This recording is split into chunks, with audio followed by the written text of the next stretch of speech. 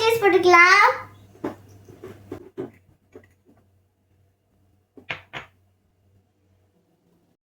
இப்போ சில்லி ஃப்ளேக்ஸும் ஆரிகனோவும் போட்டுக்கலாம். வாங்க டோஸ்ட் பண்ணிக்கலாம். அடுத்து தோசை கல் எடுத்து கொஞ்சம் பட்டர் ஆட் பண்ணிக்கலாம்.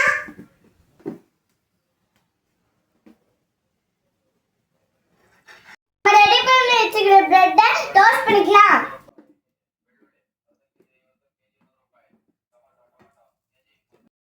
இப்போ மூடி போட்டு 2 மினிட்ஸ் குக் பண்ணிக்கலாம்.